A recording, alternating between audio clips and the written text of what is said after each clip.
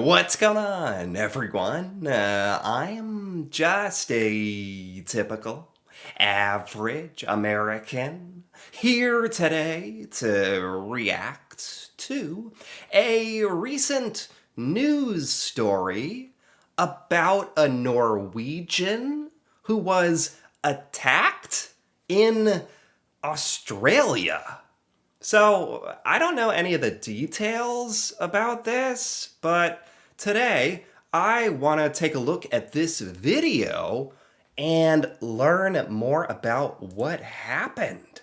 So, let's take a look.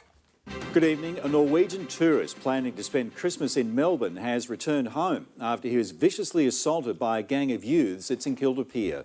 Investigators say the 34-year-old was falsely accused of taking photographs of people at the beach. Crime report. What? What? That's what happened? Are you kidding me? This is so weird.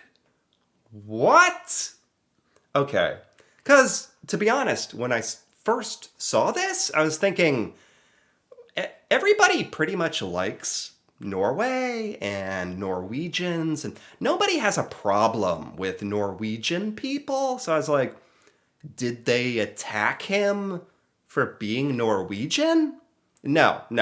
That's not even what this is about. But the truth is almost even more disturbing. It's because they thought this person was taking pictures of people at the beach. And so they attacked him, which almost sounds like they thought they were doing the right thing. Like they thought they were doing something good. But it's like gang justice against this poor Norwegian who it sounds like they weren't doing anything wrong. They were just attacked. 34-year-old was falsely accused of taking photographs of people at the beach. Crime reporter Gillian Lantouris. Whoa. They got a little video there. Hold up. Okay. I can see in the background there's some video of this guy on the ground. That's terrifying. He's just on the ground, surrounded by all these people. A stampede of teenage thugs, their target, this Norwegian tourist. The 34-year-old is pushed. This is unbelievable. This is terrifying. Look how many people there are just attacking this poor guy. This would be like, what do you even do? This is like genuinely terrifying. And I think it's almost like one of those things where humans behave like this, like psychologically, like the herd mentality. Like once 1, 2, 3, 4 people start attacking this guy, then 10, 20 people. This looks like 50 or like 80 people surrounding this guy. This is really scary. You could get really hurt. To the ground, kicked and punched repeatedly on St Kilda Pier. The ambush only comes to a stop when a woman intervenes. Honestly, it's quite I'm so glad they have it's horrible. It's horrifying to see, but I'm glad actually somebody has video of it. So this poor guy, I don't know if they can find these people or for one thing, even if somebody is genuinely breaking the law and taking photos of people at the beach when they shouldn't, just call the police or something. Like that, obviously, this isn't the correct response. On top of that, they have falsely accused this guy, who's probably just taking he's just a tourist. He's just this poor Norwegian guy. Who's never ever going back to Australia after this. Oh my God. This is wow. It's getting me a little worked up because it's like this could be anybody, you know? This could be your friend, your father, your brother. This could be you. Like when just a gang of morons decide to falsely target you and attack you. The ambush only comes to a stop when a woman intervenes. Well, it's amazing how there's so many people not doing anything, which is, again, another human psychological, like the standbyer effect, where once there's so many people around, everybody assumes it's okay or somebody else is going to do something. And then finally, a woman helps him. Thank God. Veins. Honestly, it's quite disgusting behaviour. The violence has left the solo traveller with a broken arm and facial injuries. I mean, look at this guy. Yeah. The violence. His eye, yeah, he has like a black eye. That's amazing he was able to stand up and walk away. That's kind of badass, actually, that he just got up and walked away. Probably to save his life, but the fact that he can do that after being attacked by that many crazy kids, like, has left the solo traveller with a broken arm and facial injuries. There's the The police. victim was accused of taking photos of people at the pier. During the course of the confrontation, he's shown his phone to the offenders, proven that he's not done it, and they proceeded to assault him. Okay, like, you know, good for him for trying to show his phone and prove, but like at that point, it's obvious that these guys wanted to fight. They wanted to attack him. They just needed any reason. Like, it didn't matter. It didn't matter if he did it or not. It didn't matter if he had proof or not. It doesn't even seem like that's what it was about. Like, there's just horrible, horrible people who wanted to do something bad. The 8 responsible. Police are hoping to identify. Whoa, they got a couple different angles of this. Thank goodness for like cell phones. Proven that he's not done it, and they proceeded to assault him. Of the Here's this guy punching him. 8 responsible. Police are hoping to identify these 4 youths over. Hey, there they are. Okay. Oh my God. I mean, not to like overgeneralize, but they kind of look like rapscallions. They look, I don't know, like obviously that's stereotypical and like, I don't know.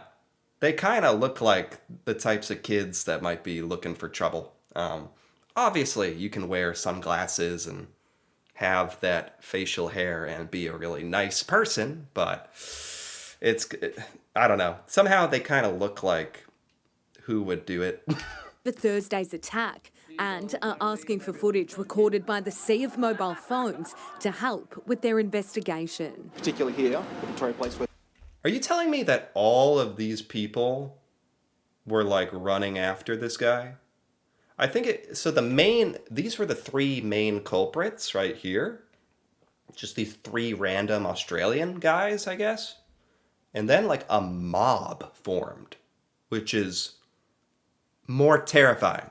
Of mobile phones to help with their investigation. particularly here, the Victoria Police were so passionate about catching these offenders. This behaviour doesn't belong here. The thugs Yeah. stole the victim's mobile phone and threw it into the water. These guys, I hope these guys get caught. I hope so badly these guys get caught. This is actually this is Australia news. So it's good Australia is like trying to find these guys. That's good, because this is not... It's funny, because Australians are known, like, kind of known for being nice, friendly people, I thought. I've never been to Australia, but now I'm kind of scared. That's really unfortunate. He was planning on staying here in Melbourne for Christmas, but police say he moved back home to Norway out of fear of what happened. To be confronted, particularly in Absolutely. the middle of the day, you know, at 1 p.m. on a weekday with this kind of behaviour, he was just overwhelmed. He was so... That is unbelievable. That is unbelievable that people can get away with crime like this. Literally attacking, assaulting this Norwegian guy in the middle of the day. Like, where's the police? Where?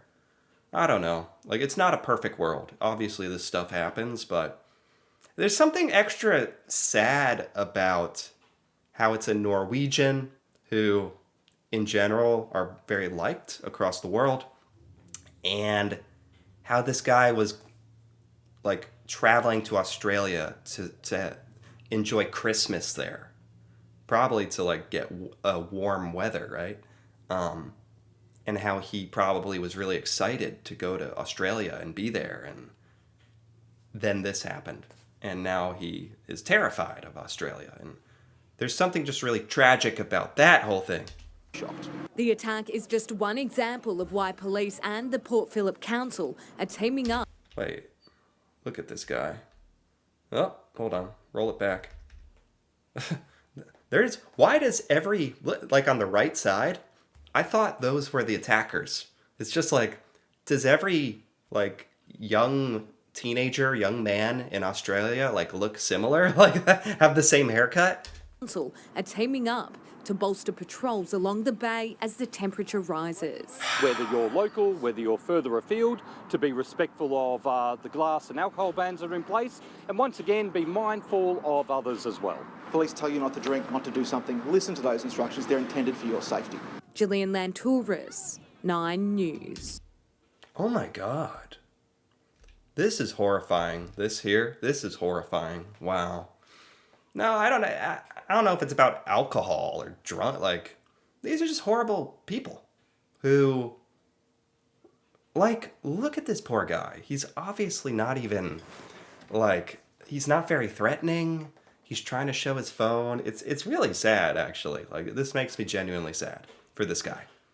I hope he got back to Norway safely and had a good Christmas. And I mean, they said that he had a broken arm. I think they said he had a broken arm. That's so, wow. Yeah, this was not very fun to learn about. But you know, this is the reality of the world we live in, and certainly a bizarre story of a Norwegian in Australia, and something I've never heard about before, and I hope to never hear about again. And I hope that he's doing okay, and that they find these guys. So anyway, if you enjoyed this, feel free to give this video a like or leave a comment. What am I hearing over there? Well, look who was banging on the door. You haven't been in a video since the Norwegian Easter candy, have you? Okay, well, if you enjoyed this, feel free to give this a like and subscribe, and we'll see you next time.